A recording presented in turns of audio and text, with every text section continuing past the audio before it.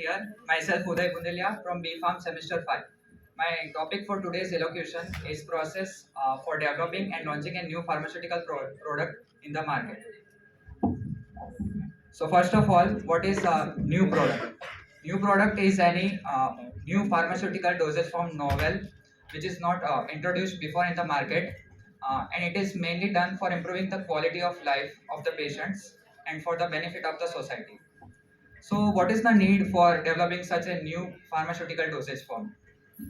For capturing the market shares for our own profit, right?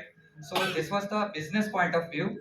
For now, talking about the pharmaceutical point of view, yeah, there is only one main objective, that is the improving the quality of life and then benefit of the society. In short, to cure, prevent, and mitigate any type of disease. Now, talking about the drug development, it has mainly three phases. That is drug discovery, which involves the pre-discovery, in which we gather all the possible information about the disease and its causative agent, cure, all the medicines that are available in the market till now. Then comes the target validation. That involves the protein protein finding in the body, which is mainly responsible for causing the disease. Then comes the target validation, which involves validating that it is only the protein responsible for the disease or not. Then comes the finding of any new lead molecule that promises its potency or therapeutic effect for the fighting against the disease.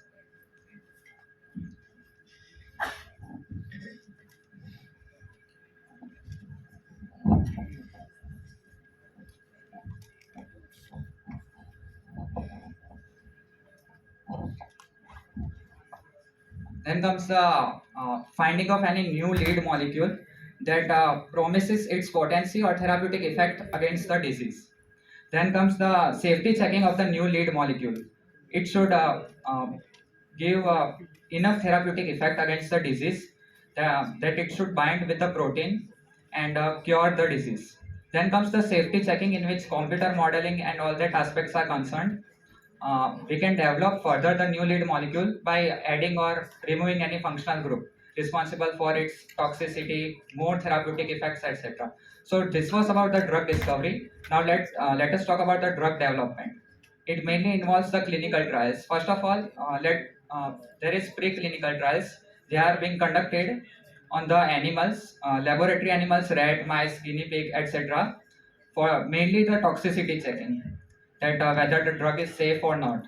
Then comes the clinical trials, phase 1, 2, and 3, that involves the checking of the new drug, that is therapeutic index and all that, on the group of people or group of patients. Then after the phase 3, manufacturing of drug is being carried out. After the manufacturing also, there are phase 4 clinical trials, which continuously involves the safety checking of the drug. That the main aim is to minimize the side effects as much as possible. We minimize the side effect. This was all about the drug development. Now comes the pre-formulation aspects. Pre-formulation aspect considers mainly three objectives, that is safety, stability, and efficacy of drug. So without these three aspects, the successful period of drug in the market is reduced. So these three are mainly required. Uh, uh, Physicochemical properties of drug are also required for the developing any drug, which involves the pH, pK, solubility, stability, etc. Flow properties like angle of repose and compressibility index, flow properties, density, bulk density, etc. are considered. And then the powder form or any type of liquid form is made upon this by considering these physicochemical properties. So this was the about the pre-formulation aspect. Now let us talk about the manufacturing. Good manufacturing practices should be considered while manufacturing of the drug.